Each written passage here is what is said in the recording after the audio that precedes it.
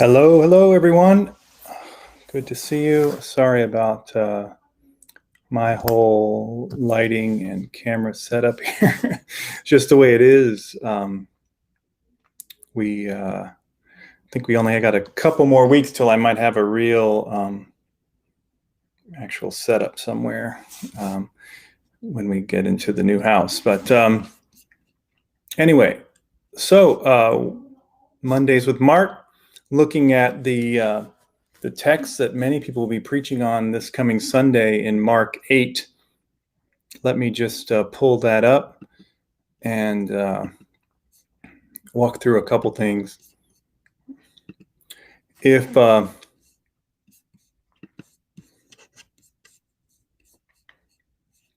you've been watching for a little while, you know that we just finished chapter 7,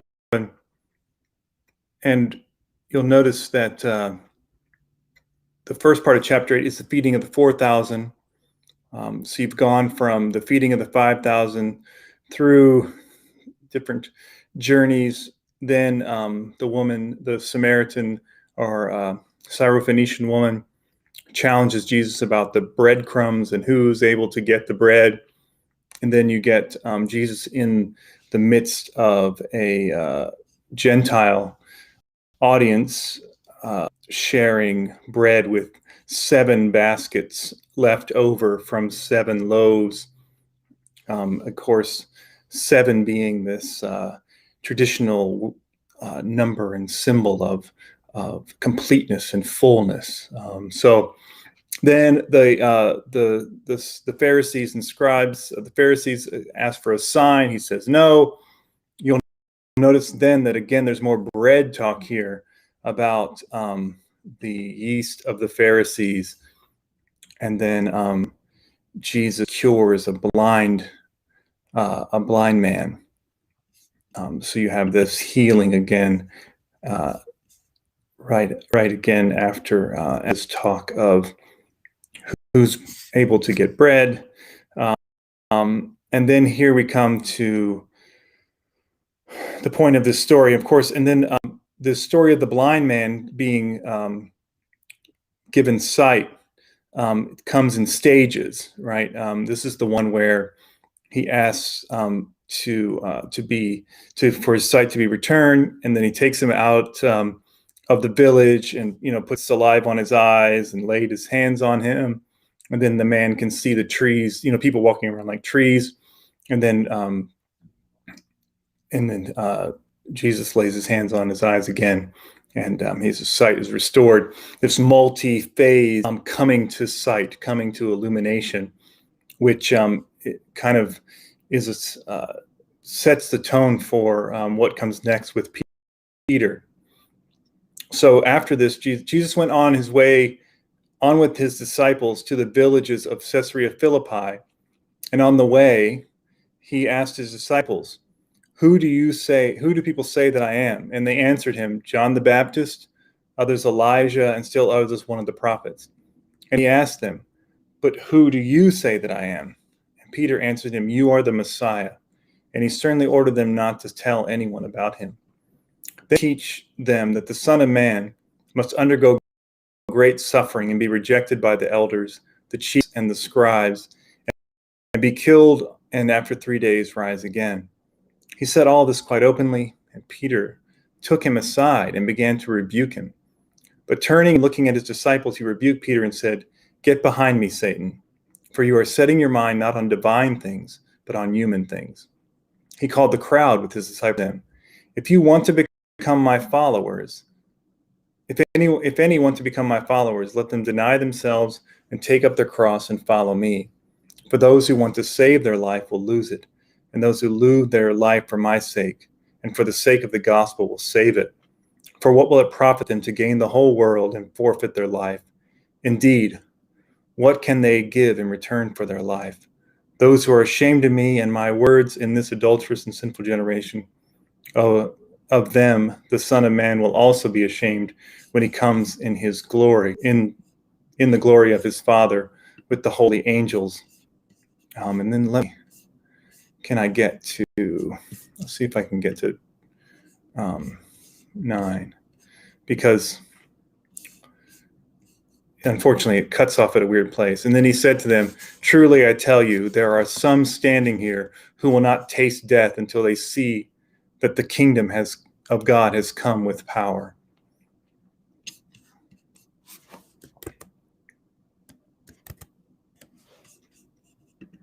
All right. So yeah, here we are again. This is an interesting story, and of course, one of the kind of through lines from the last text we talked about is this kind of version of Jesus where he's willing to speak to those near him with some kind of harsh language. The calling of the Syrophoenician woman, calling her daughter a dog, and then now here speaking to Peter as if he is Satan. Both troubling words.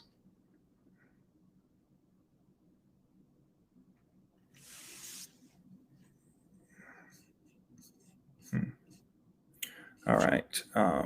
Let's see here. I'm going to try.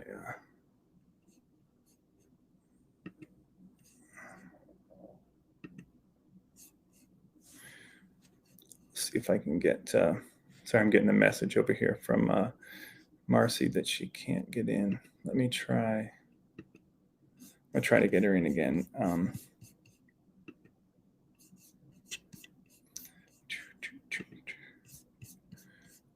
I will.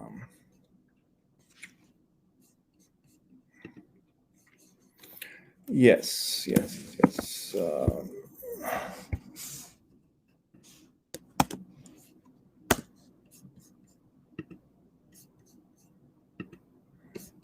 All right, folks.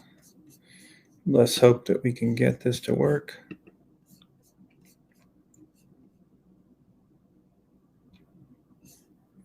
All right.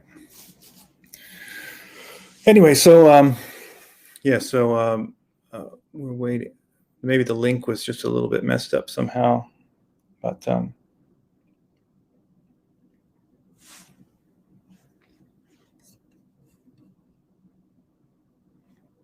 right. Looks like everybody's having tech issues here.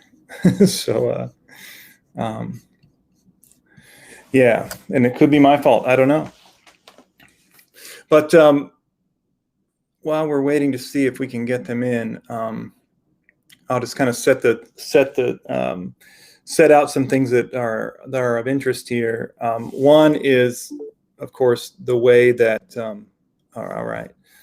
One is the way that Jesus speaks to Peter, and whether that's necessary or not. Okay, I see Marcy here. All right. The way that. Okay. One is the way that. Now you're going to have to speaks to Peter, and whether turn me off or not. And okay, I see Marcy here. All right. The way that. Okay. One is the way that. Now you're going to have to speaks to Peter, and whether turn me off or not. You turn the YouTube off? Oh, yeah. Sorry. Okay. It's just a delay, so it's kind of weird. Yeah. Okay. Which, I have a hard enough time hearing myself the first time through. Yeah. So how's it going?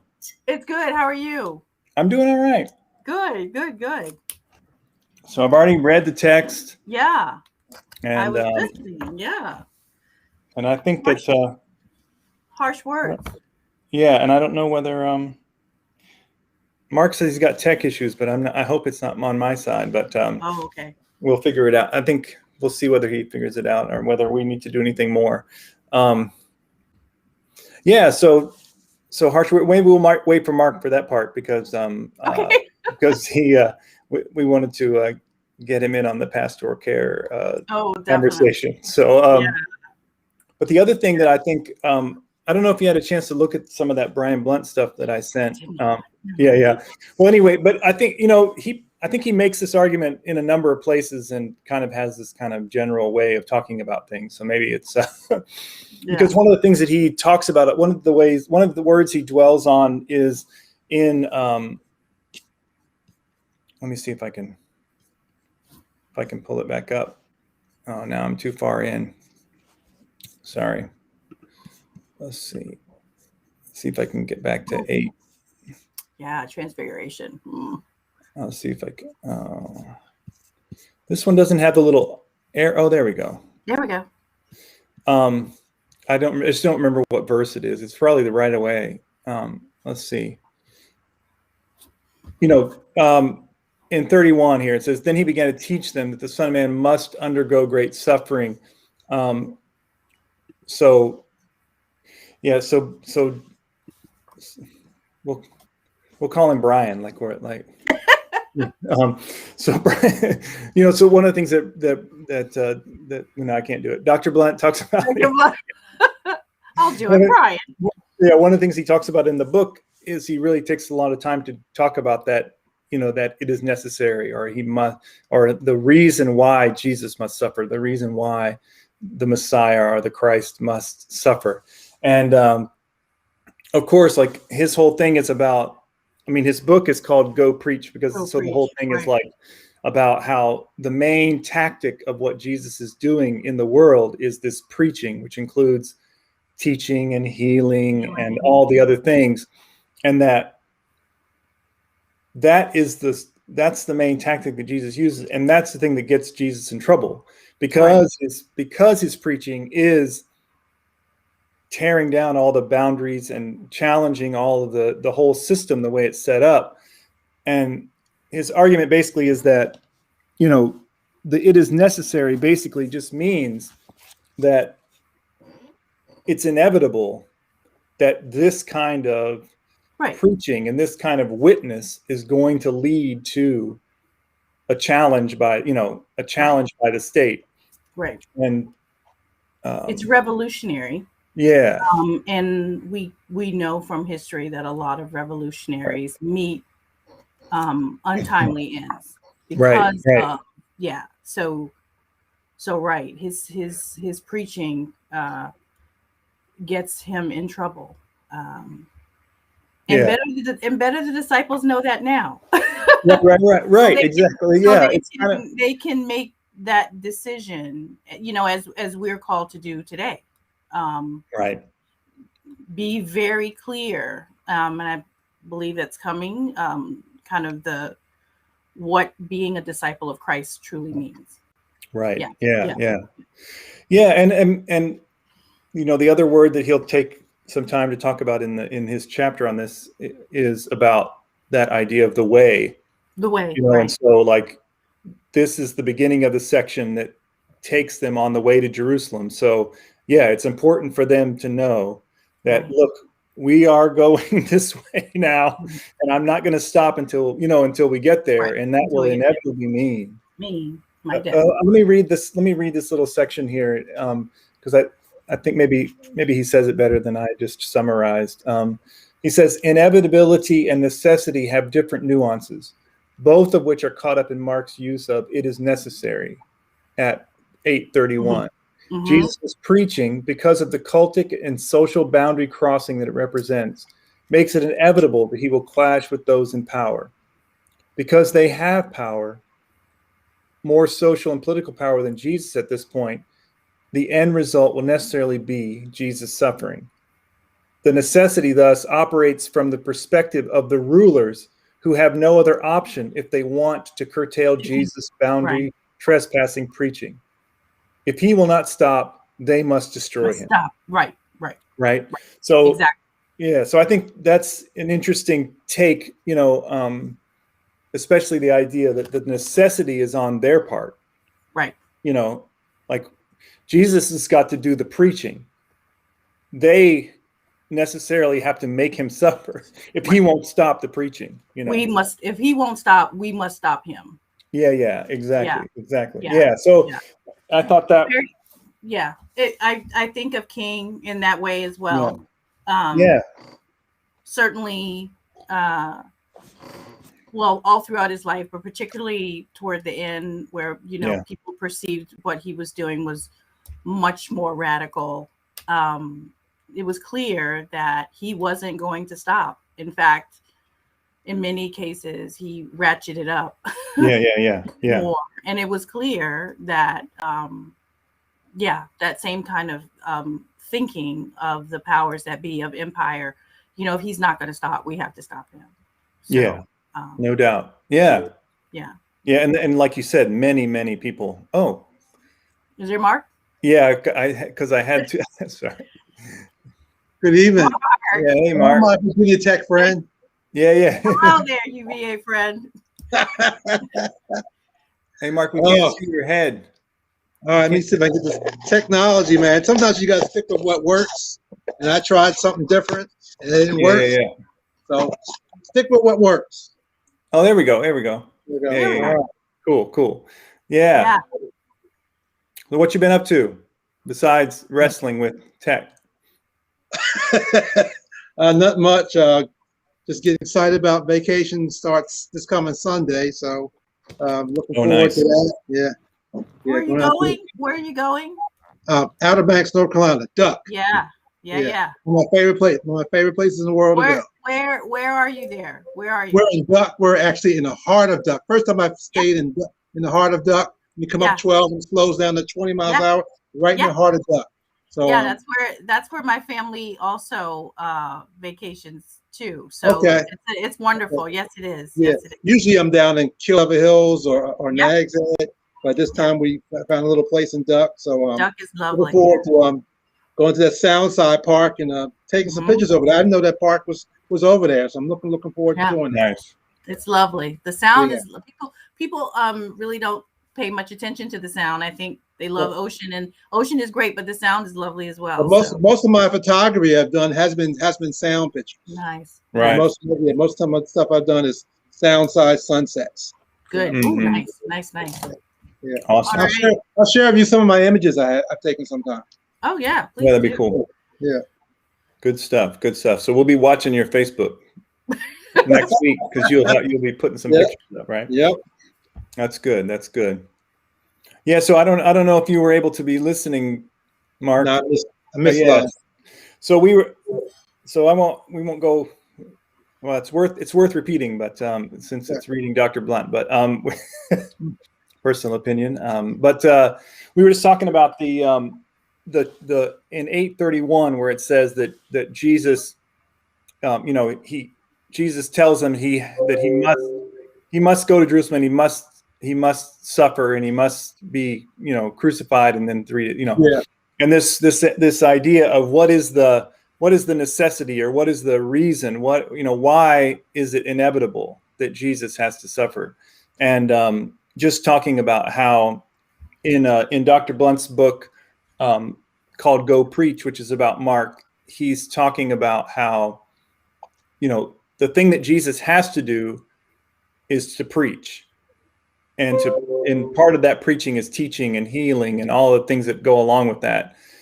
But he has to preach, and the result of that is that because his preaching challenges all of the structure and all the powers that are there, that inevitably leads to his being made to suffer from their side.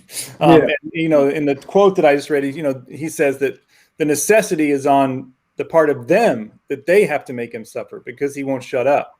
He has to preach, and if he's going to keep preaching, they have to destroy him so that he'll stop, so that they'll stop his words and his preaching. Which is a different kind of take, I think, than a lot of people view the reason why Jesus has to suffer as, the whole saga of, angry God that needs some punishment, some punishment somewhere along the line. So I thought that was a powerful way to look at it. And he does a good job. I think you're right. I think you get that hint also in Luke. Luke is at 9:51, which is, he said his face towards Jerusalem. So, if the eventuality of you're challenging the power structure and the powers that be. I mean, that's part and parcel of his mission. Right. The powers that be. Yeah. And then I think that and this I mean, this is the same line that Dr. Blunt takes up in the Revelation commentary, as well, as this idea of witnessing. So Jesus is the ultimate witness, comes and bears witness to what God is up to in the world. And that brings on, this retribution. But it also is something that we can take up. Like, what we're called to take up is the witnessing and the preaching and the, walking along Jesus's way. We're not necessarily called to go out and seek suffering, right? To go out and see, like we're not the thing that when we're called to take up our cross, the thing that we're not called to do is to take up some kind of like suffering in the world. Like we're called to take up the witnessing, even if it brings on. Right. It brings on, yeah. Yeah, I think that's a good point. One of my the commentaries William Platcher talked about in his reading of this text is that you have to be careful when you talk about this idea of suffering, that sometimes empire and people that seek to oppress others will say to them, oh, this is part of your lot to suffer. And I know when I did work with domestic violence, often we would hear the women in support groups say, well, my pastor said, or my husband said, this is just part of the suffering, that this is my cross to bear. And that again, as Darren just said, that is not the type of suffering that we're talking about. We are to take up the witness of Christ, but this idea that we are meant to have this suffering just put upon us and accept that's not what he's talking about. So that's a great clarification. Yeah, and someone had a good quote about that, but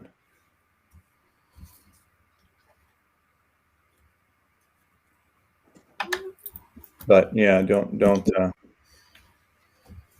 I'm trying to find it in here too. It was really,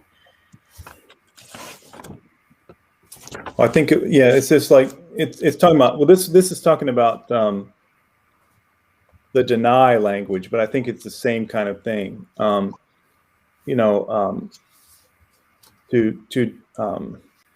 deny yourself, and take up the cross and that sort of thing is the mark of Jesus is not commending endurance of the inevitable pains of life, but the voluntary taking up of the cross as sharing the suffering involved in discipleship and Christian mission. Right. Again, focusing on. And Platcher says a cross was not a random form of suffering. It was the punishment those in power in his time imposed on rebels and troublemakers who challenged things as they were. Right. So it wasn't this kind of random suffering that we're just supposed to do. Yeah. Right.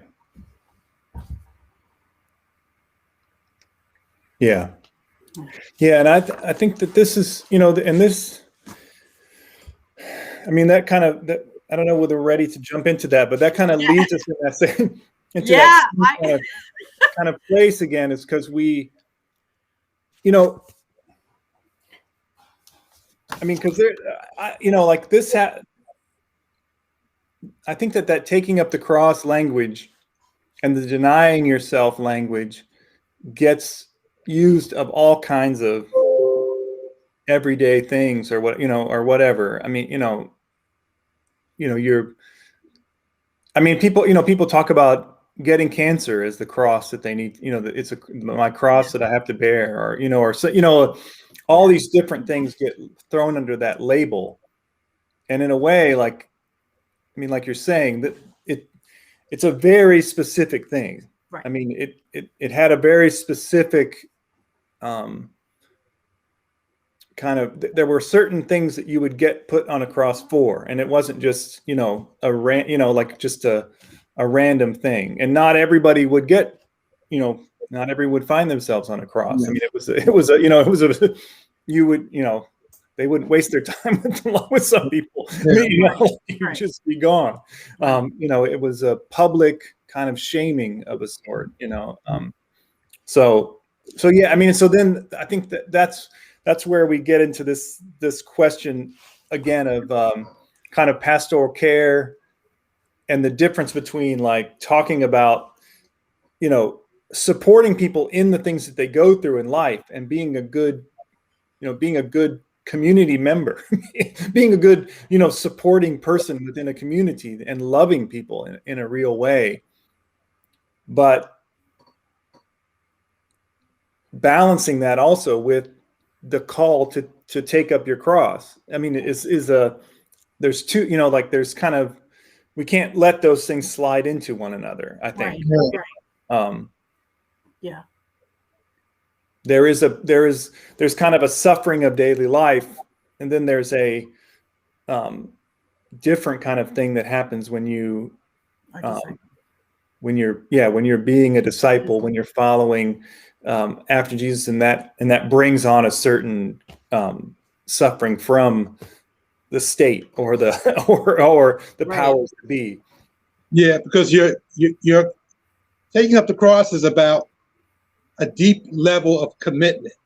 Mm-hmm. And when you engage in that deep level of commitment, it is possible you're going to run afoul of the powers that be and the power structures that be.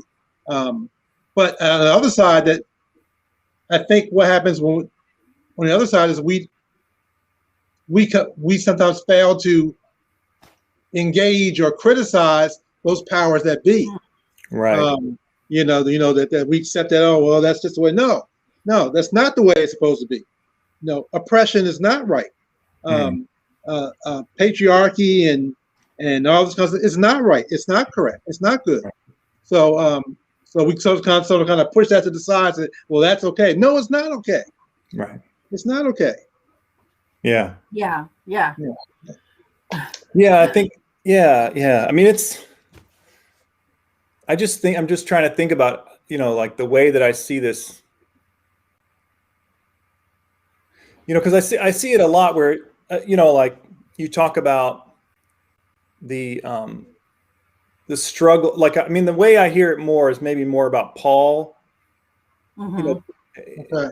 about Paul's way of, his teaching and his way of, people talking about Paul's struggling and all the stuff that he went through and then I'll automatically kind of relating that to our day-to-day kind of, whatever, I mean, and I don't want to belittle all the things that people go through. I mean, like obviously, illness and losing people and all this stuff is very serious stuff. And like I said, you should care for people, in the midst of all of that. Yeah. But I mean, some people relate that to, Paul talking about, being worn down or being, or being like all the trials that Paul went through, and they relate it to their own kind of just personal things, and I mean, obviously, like Paul is always very specific about why, why he's going through what he's going through. Yeah. And the context of where of what he's saying also always relates very clearly to, it's not just because like he was getting old or he was, he was preaching the gospel. Day and he was getting his head beat in. Right. I mean, like that was very different context there. Right. So yeah, I mean, like, so like your, whatever, your knee replacement or whatever. I mean, like whatever, like it's just not, I mean, again, like fully if you're in a community with someone, you care about those things going on in their life, but it's just not the same thing. Like it's not, they're not in the same lane. They're in two different lanes, So I don't know. Yeah. And it was sort of like, one of my wife's favorite groups is Frankie Beverly and my favorite song by Frankie Beverly is the song "Joy and Pain." Mm-hmm. And I think what Frankie Beverly is saying in that song is that both are a part of life. Mm-hmm. I mean, and I think sometimes that we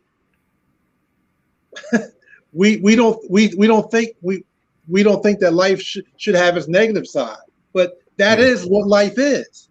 Mm-hmm. That is what life is, and I think sometimes we struggle with dealing with that. You know, Right. that the life is black and white. Life is positive and negative, and that's all what life is. Right. Mm-hmm. Yeah.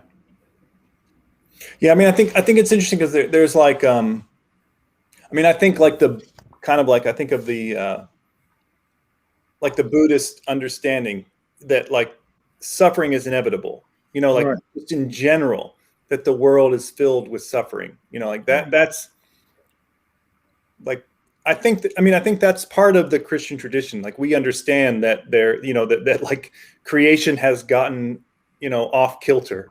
Yeah. Like there's all there's this pain and there's suffering involved and there's toil. Yeah. And all of this stuff involved in it. And I think about our whole view of and our dealing with how we deal with death here in the Western world. We just do not. Other cultures deal with death so much better because death is a part of the overall life cycle. And let me cultures. In a Western culture, I mean, it's painful, it's mysterious, but we really struggle with it. We can really learn a lot from other cultures in terms of how they deal with the inevitability of death. Mm-hmm. Yeah. And then like the nuance here, right, is that like there's all of that on the baseline. And then there's the fact that like there are certain people, or not people necessarily, but there are institutions spring up that decide who is worthy of life and who is worthy of death. Yeah. Right. And they make that choice. And there are people that come along that challenge those parameters, whatever they are. Right. I mean, Marcy mentioned Dr. King. Dr. King says, those folks over there in Vietnam are not my enemy. Right. Like I don't think that they are deserving of death. Just because of whatever reason you're making you say right, exactly. Just because you say they're worthy of death, I don't think they're worthy of death. Right. On top of the fact that like all of the little, all of the like black boys and girls that are you're sick and dogs. I don't think that's right either. But I mean, on top of all that too, and I think the death, the seeking to put to death the people that challenge that, like a Dr. King or like a Jesus or like this, I mean, that is in a different category, than just the everyday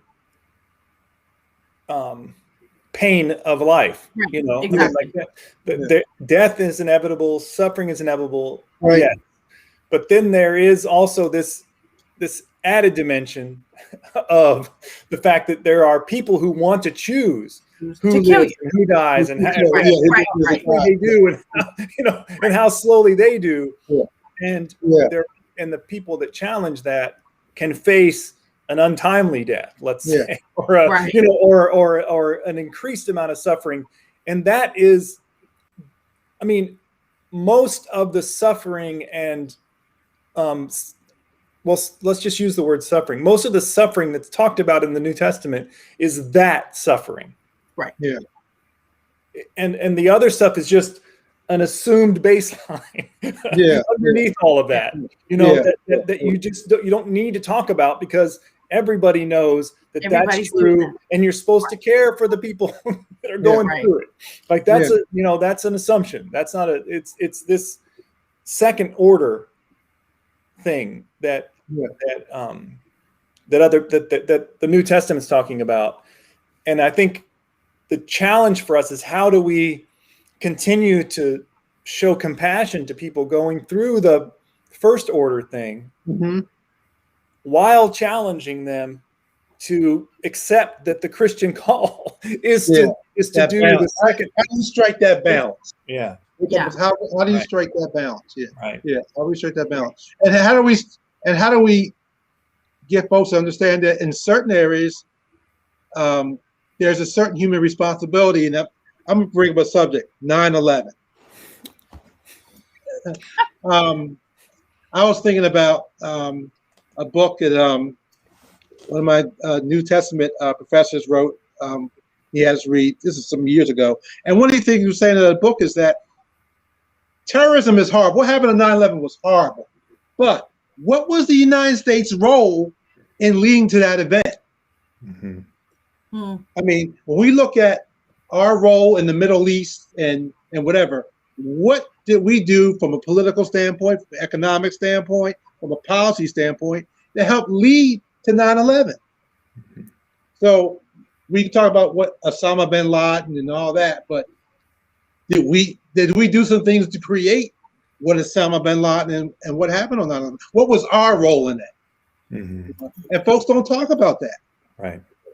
Right. You know, I mean, because that's a painful thing to talk about. But just like the critical race theory, we got to deal with some painful stuff. Right. Yeah. Well, and we have to deal with that because it shapes our response. Right. I mean, it's just like, I mean, in a personal relationship, if you don't think that you've done anything wrong, and then someone comes and like does something to you, you're like, what? I'm indignant. I never did it. I never did anything, but I mean, and so, yeah, I mean, our understanding of what led up to it, but then again, that's a piece of our response to it. I mean, and we still are wrestling with having honest conversations about our response to it, and what that has meant. We could talk about this past week with climate change. I mean, how many times is nature going to hit us upside our head? I mean, what happened? What happened in my hometown of Philadelphia? And I look at some of those pictures like that. I mean, I used to travel down some of those roads sometimes to go visit my grandmother. I mean, that what happened in Philadelphia, New Jersey was horrible. But what is our role in leading to that help to cause Ida to be the monster that it was? Right. Human role in that. Yeah. Well, and I think so this is so it's like to put like that into what we're talking about, right? Okay. Like, obviously, the Christian response to the floods and all of that stuff is to be of any kind of service we can be to help those people, to mourn any loss of life, to do all of that stuff, to be as compassionate as possible with all the people going through all of that. Right. That's the first order baseline, thing. Right. That's the baseline. Baseline is to be present. Right. Yeah. The second thing is that we know who the people are that don't care about the reasons why this happened and keep doing the same things that created that situation and all these other situations. And our challenge is to challenge them. Right. So that these kinds of things don't happen again. And to say that it's not, that this is not, that's not the world that God desires. Right. That's not the, so, and again, I mean, as no one is discounting the how terrible and how rough and how bad any of that is, but it is not a cross to bear, right? It's not, that's not what it is, and even really, like, I mean, I don't know, we can get into the debate about, saying that you're going to stop having a cappuccino every morning and send your $5 to flood relief is not denying yourself. You know what I mean? And taking up your cross. Like those are two separate things. And I think that Dr. Blunt is onto something by talking about, the preaching aspect, in the sense of that there's a testimony, a witness to what we do that's a little different than just being, present and caring. And I mean, that's a part of it, obviously, but like that next level of challenging the thing behind the thing, whatever it is. And so my question, and so we get to that question where people say, but this is where I'm comfortable operating, right? In stage 1, baseline 1. Right. And they wonder, am I called to stage 2? So those of us who are seminarians or have chosen to do this work, it's like we've decided, we think, we pray that we're taking that next step, right? To up to baseline 2. Not denying that there needs to be baseline 1, 2, right? People who are willing to do that, but just kind of, but our role, I guess, also then as preachers, right, as Jesus was doing also, is to kind of call folks up to kind of step up, I guess, to the next level. Right. And that's where that Christian education piece is so critical in that. And that for me, when I do Christian education, if I'm involved in it, one of my issues always is about challenging folk, pushing folk. I'm pushing the boundaries, and sometimes that gets you in trouble. But I think that's what I feel I'm called to do, and that's why I feel the church, the educational ministry is called to do, is to not just to spoon feed folk, but to challenge folk, to move folk. So we have to have a curriculum and a model in place that does that. And I think that there are some churches that are doing it, but we just need a lot more churches to take up to take up that cross, to use our metaphor we're talking about, in doing that. Yeah. So I think that's interesting, because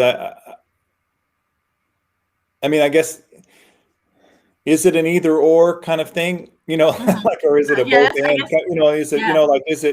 is it that, because obviously, you need, you need, sorry. No, there you go. Okay. You need doctors, right? You need doctors to be doctors. Like, you need doctors to focus on healing people. But if you are a Christian doctor, right? Is there a second order thing, that you need to be doing, where you challenge healthcare disparities, and you challenge the unequal treatment that people receive at certain facilities, or et cetera. Right. Because just thinking of Jesus, right? Jesus is healing people, but Jesus is also, saying, I'm also going to heal this person that you say I shouldn't heal. I'm going to, go and, so. Yeah, I think that's the hard part. And then your question, Marcy, too, was, kind of is there a certain group of people, is there a vanguard party or whatever that actually does the second order thing? Everybody else focuses on the other one. I think that sometimes, I think a lot of people hope that will be sufficient. Yeah. Well, I think about, when you think about our churches sometimes, there's that certain group that's really content to come on Sunday and sit and listen and then go home. Yeah. And they'll offer prayers, they'll offer tithes, they will support the youth group going on a mission trip, and they feel as though their discipleship is complete. Right. Mm-hmm. Right. Yeah. And so, and they'll say that, that's really all. I hear it all the time. I hear it in my own church, the church I work. that's what I'm willing to do. And that's what and really it's a safety. That's where I feel safe at. to express my Christianity, is safe here in the congregation, in the pew, giving money. And I guess the challenge that, Jesus was, laying down, the challenge for the church today is, you can do more. you can, or even more than that, that there's Christianity more. is not the, I want this to come out right. Christianity is not always this safe thing that we envision it to be. Right. Yeah. Yeah. That we think is this nice, real, sweet, comfortable life, but it's more than that. It's more than that. And I think that here in the West, we have just got so comfortable. We are just so comfortable. We're like those folks that Amos was speaking to, those cows of Bashan sitting back on their couches. We're just too comfortable. Yeah. Well, I think it's interesting with what both of you are saying is like the fact that the other focus in this section beginning here is on the way. Like this is not something that happens in a building. And in fact, up to this point, Jesus had done all of his talking with the disciples in the house. They would go back into the house and he would talk with them. Yeah. And now it's like we're actually on the way. On the way. We don't have time to be just hanging out talking. We're going to be talking on. We're going to be talking on the road. On the road while we're doing this.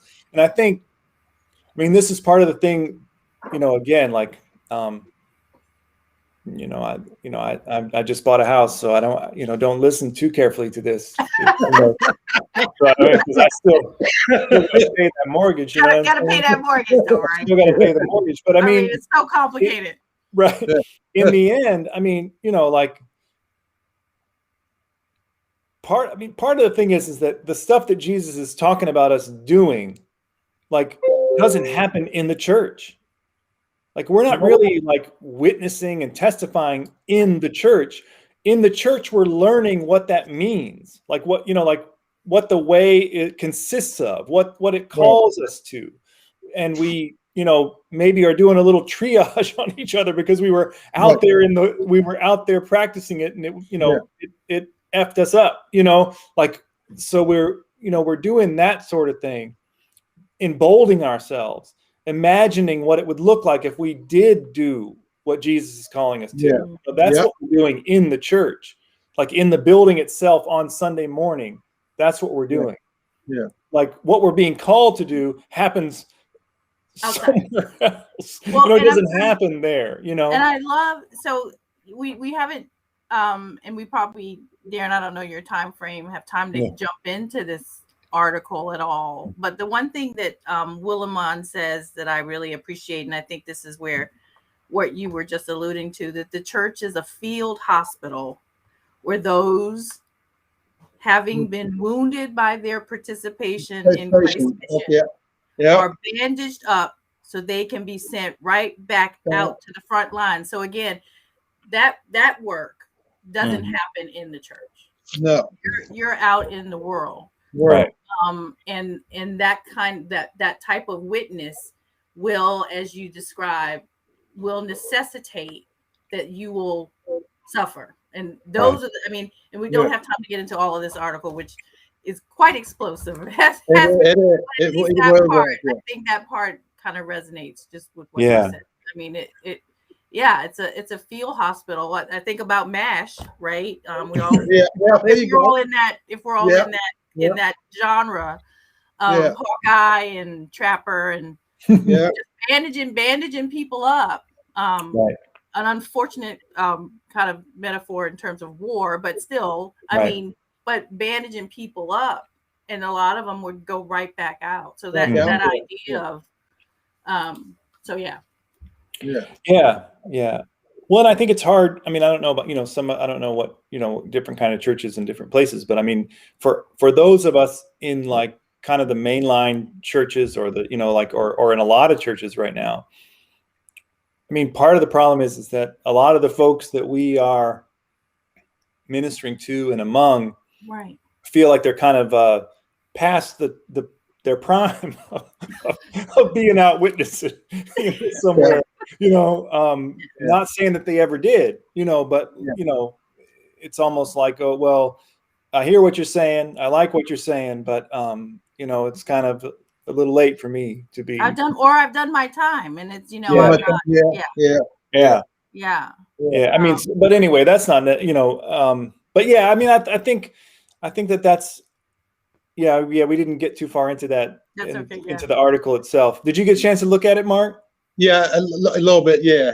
And that part that Marcy mentioned was yeah. I mean, when I was reading the article, I mean, you can tell these clergy folk, they were really struggling with this thing.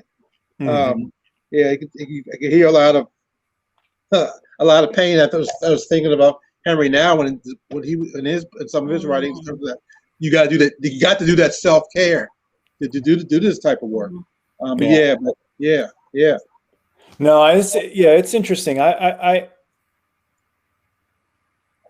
mean, I think it's hard because, I mean, it kind of is it's a really sad commentary in some ways on the state of our world, that people are so desperate for just that simple therapeutic, presence in their life, that I mean, that churches can remain viable by just providing, like being a caring presence for someone going through, just the life, just life in general. Yeah. I mean, the fact that we can actually, like, I mean, it's sad in a way that we can kind of maintain these big institutions based on that, that simple function, like thing that, like, really people should be getting from their community, already,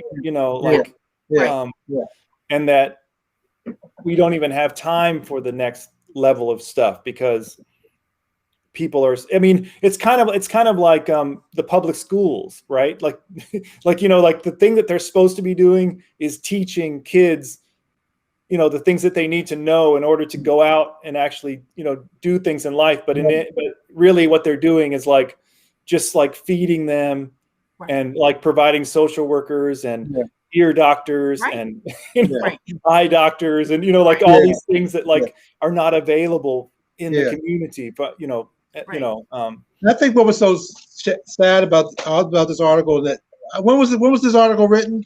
It was recent. It was pretty recent. Okay. So what's sad is you think about what folks were dealing with pre-pandemic, and I always said that one of the biggest challenges in our culture was this issue of isolation. And what did we experience in the past year and a half? So folks were already wounded. They will spend a year and a half alone and isolated, and in some ways they're still isolated. So you add that on top of it, and you really got a mess on your hands. We're not spending money in the public sector for mental health services. I mean, those dollars are being put to, I don't know where they're going, but they're not being spent in the public sector. So you just got a lot of folks that are just struggling.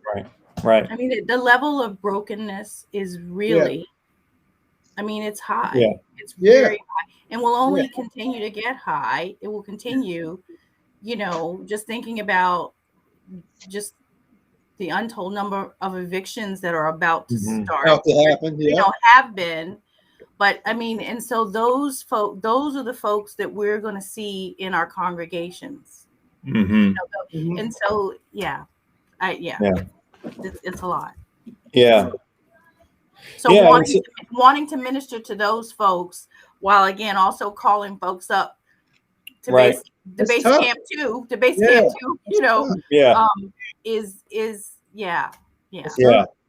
Well, and I think I mean, there are some. I mean, obviously, there's like, for some of this stuff, there's just some easy through lines to what, you know what I mean, to what the challenge is to bring about more of what God wants to see in the world. I mean, the caring for people who are being evicted and calling for what needs to happen should flow together rather easily. But I mean, politically, we're not in a place to do it. You know, for most in like, well, especially our two major parties are not in a place to do it. No. And religiously, or, you know, from the churches and whatever point of view, like, we don't think it's our place, it seems like. Right. You know, like, you know, we've conceded that place to someone else. Like, we'll say we will do the, again, and I think this is the interesting thing about the article is, like, so we are accepting the role in a way of being like the comforter for these people, but we're not taking the role of being the one that's going to challenge to make the world a better place for them, that they don't need to be as comforted by us. Wow. You know, Wow. like that you know, that they had that the world, and that's actually like we're caring for each other, you know, in a way that we, I don't know. So it's kind of like, it's almost like one of those things where we get in a place where that degree of suffering is okay with us, because it means that, like, we can do our, you know, food pantry, and we can do our, you know, there's plenty more people that we can, you know, do our food pantry. It makes us viable. You know, it makes us viable. Right. That's all. Yeah. But without taking, like you say, without taking the next step, that, okay, we need to challenge these systems that are causing this pain. But yeah. You know, Mark, you may know this too, and Darren, I know you know. Just in thinking about that, I'm thinking about risk. You remember in Richmond, kind of, I mean, the churches kind of banding together to do that work. You know, kind of in that Nehemiah action they would have every year to say, you know, these are our demands. Basically, these are the things we want fixed in our communities, in our schools. And so, you know, that level of kind of galvanizing that effort. I think a lot of churches are like, do I have time to do that work when I've got all of this? Yeah, that's kind of. No, but I think that's a good example, because I think, at least, if nothing else, it set the focus in that direction. You know what I mean? To say, okay, we're doing all this stuff, but this, you know, like, this is part of our ministry. Is to challenge these things, you know. No, I think that's right. Well, I mean, I do think that one thing that we should just run through real quickly, just because we've mentioned, you know, we mentioned 9/11, you know, and we've mentioned, and we know that the whole Afghanistan thing is just wrapping up and all that stuff. And I mean, one of the key takeaways from this verse is that part of the reason why this inevitability of this suffering is coming to Jesus is because Jesus chooses a particular path of nonviolence. And the reason why Peter has to be told that he is Satan and to get behind him is because he has not understood that particular part of what it means to be the Messiah. The Messiah, you know, because the Messiah, Peter is still in that thinking of, this will be someone who has a particular type of authority, a particular type of power, who will, you know, be a part of the state that will challenge this other state. Then we'll have a, you know, and in that war, folks off our necks. Exactly. And you know, even, you know, like, I was reading some things where people were talking about this, you know, the even the idea that I will, you know, that they'll suffer and die and rise again on the third day is like, you know, the idea of, like, there will be 3 days of battle, you know, and like, but they will come out victorious, you know. I mean, still like, a very militaristic kind of vision, you know, and so, I mean, and obviously, like, again, like, this, you know, this is the part that I think that we also have no way, that doesn't seem like any of our churches have any way of wrestling with this type of reality. I mean, well, let's look what happened we talked about this last week. I mean, again, like the deaths that happened at the airport, from that bombing are incredibly tragic, and Right. and that was an evil that shouldn't have happened. Like, it was bad, Right. But that suffering, like what we do in response to that as Christians should be shaped by what happens in this scene right here. Right. And you know what? When you mentioned that, some of the same reactions I saw online was the same reactions I saw on 9/11. Let's go kick some butt. Let's kick some ASS. Yeah. Let's kick some. That's all I heard. No, not let's take a breath. Let's go stay on these families. Let's go and hold their hand and be present. Let's go kick some ass. That's all I hear. Right. That's all I hear. Yeah. That we got to be the butt kickers.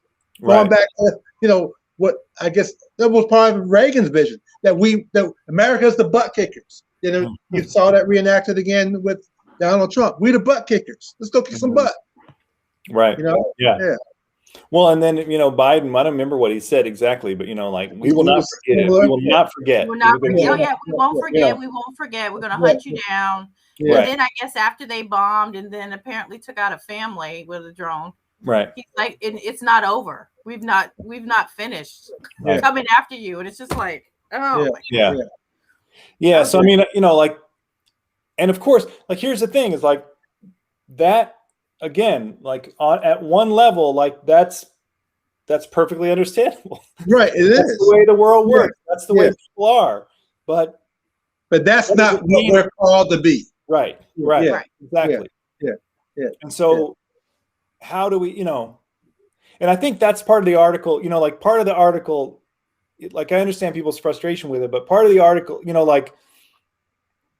like we can spend a lot of time like comforting people, like saying, how tragic this was and all this stuff.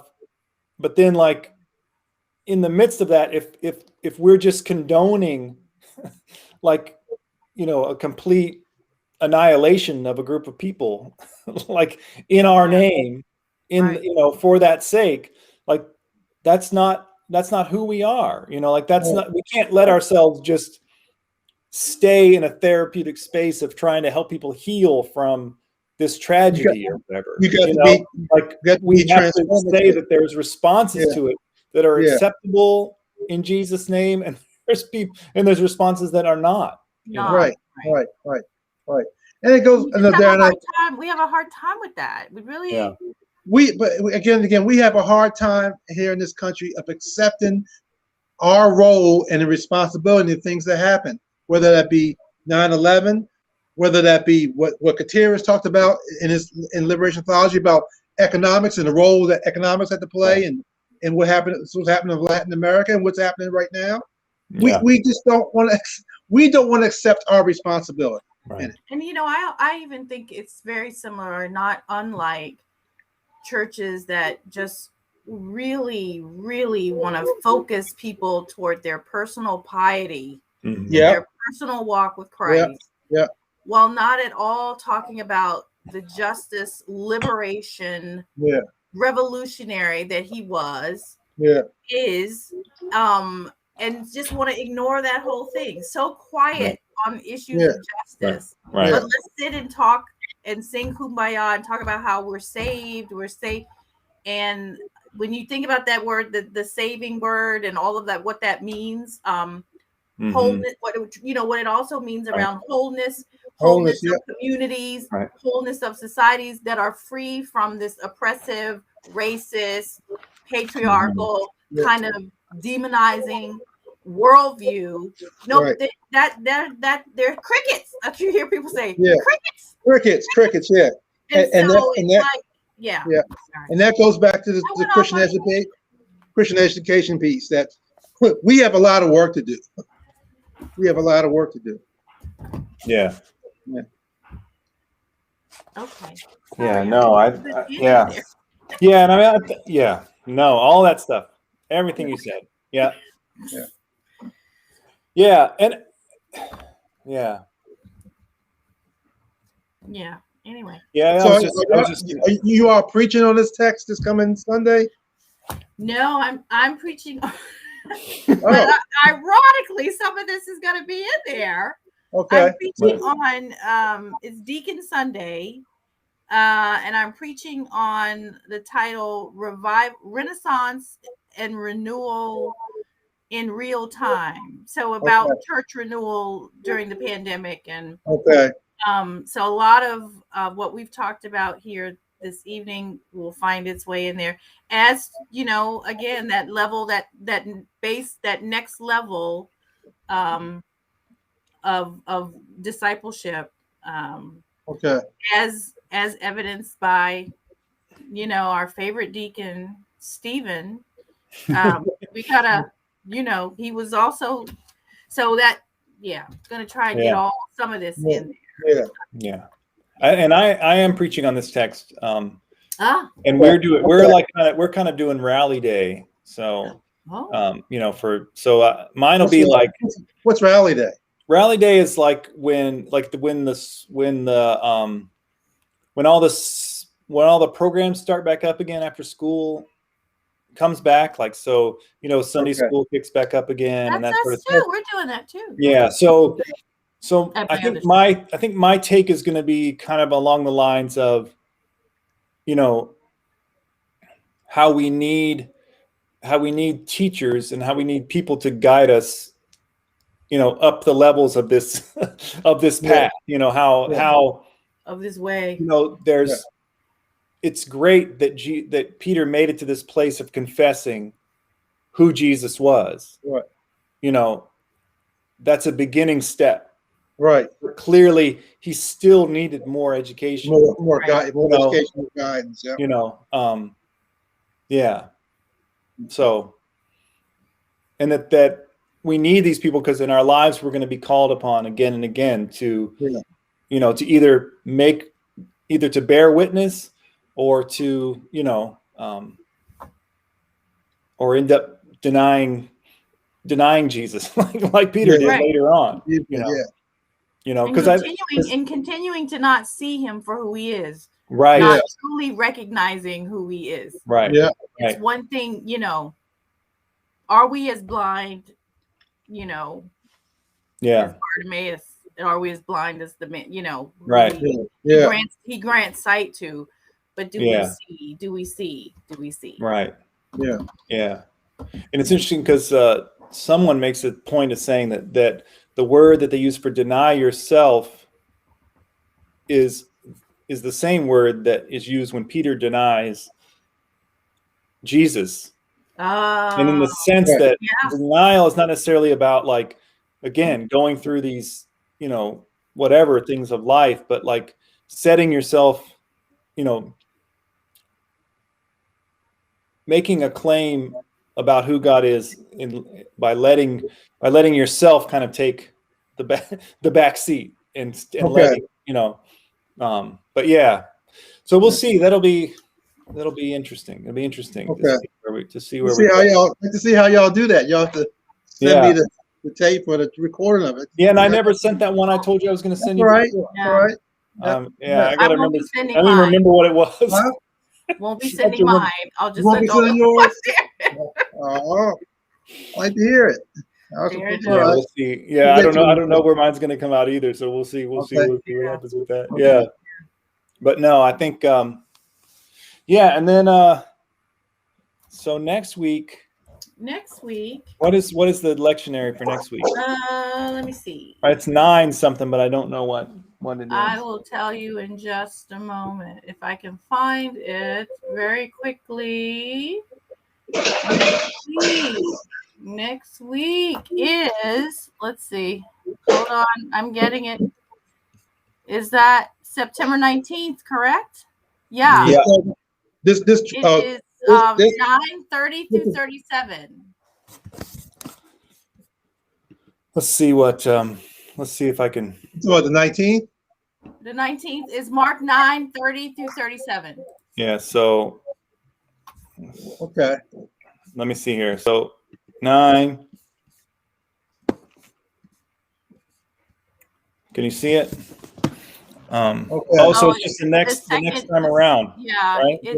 he does it 3 times, right? Where he Yeah. talks So about this is just this is the second one. 30 through what? 30 through 37. Oh, okay. And there's the great stuff. Okay. Yeah. So they went on from there and passed through Galilee. Okay. Oh, yeah. So the Son of Man betrayed in the hand. They will kill him, and 3 days later, being killed, he will rise again. Yeah. So they do the. Oh, so this is where he brings a little child, right? Right. Okay. Right. Yeah. Yes. Okay. Yeah. Yeah. All right. Yeah. So we'll do that, and That one. Okay. yeah. And who knows? Maybe we'll get a little. Maybe we'll bring some more stuff from. Let me see what else is around there.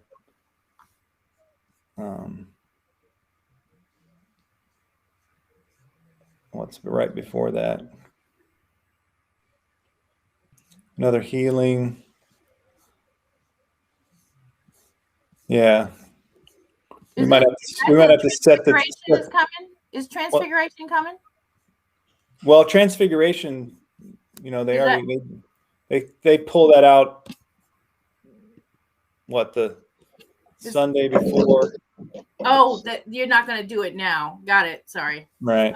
I'm thinking it's in order, but you're right. Sorry. No, they don't. They pull that one out. Do it in the.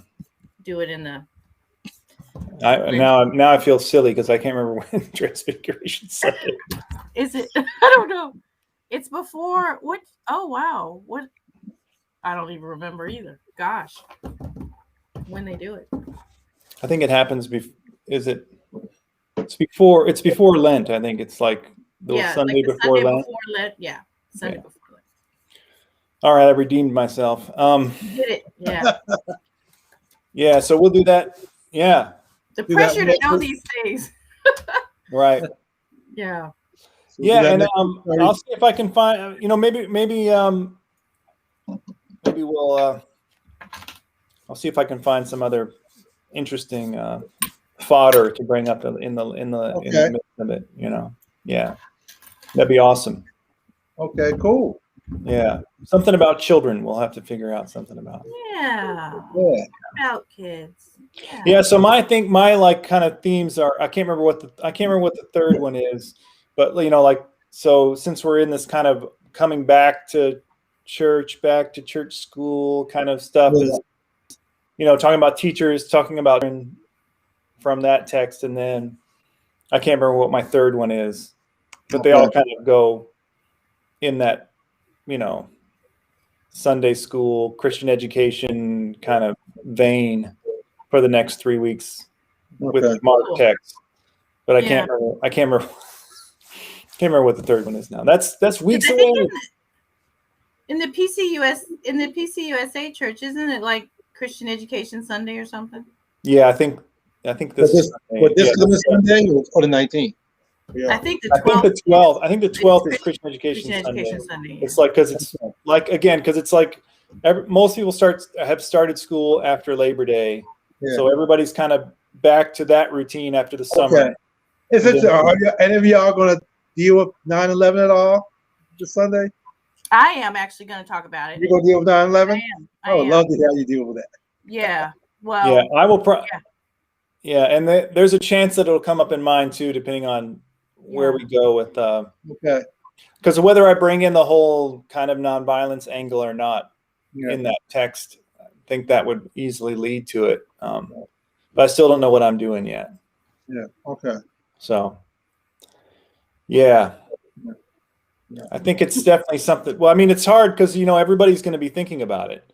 Yeah, it's because it's the 20th or whatever. It's not 20th anniversary. Yeah. So it's like anniversary. Yeah. There's going to be a lot of stuff on TV, a lot of stuff here and there. So I think it's hard not to. I mean, again, it's the same kind of thing. I mean, it's hard not to say something about it because the popular imagination and even a lot of the churches are going down a certain angle that is very unhelpful, Very unhelpful. Because what happens, I think this is what's kind of scary. Is like, there's all this talk of, kind of first responders, caregivers, Right.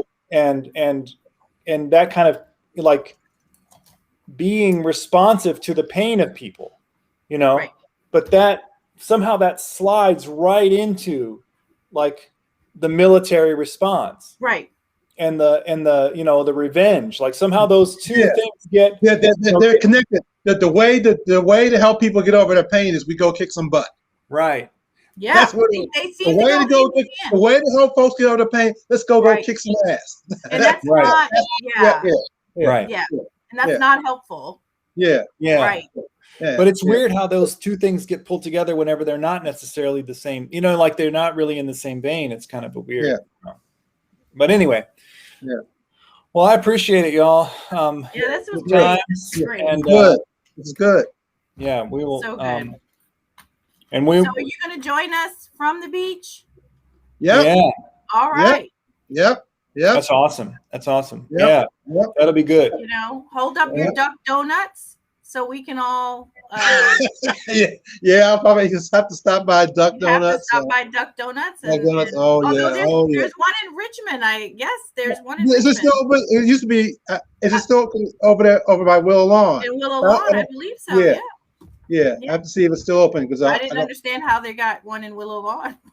Yeah. But I don't know if they're still. I don't know if they were victims of the pandemic or not. I need to run by there sometime. I'll find out tomorrow. I'll be there tomorrow. I'll check it out. Okay. I'll be in the capital city tomorrow, so we'll see. Okay. All right, y'all. Talk to y'all. Have a good week. Yeah. Bye-bye. Bye-bye.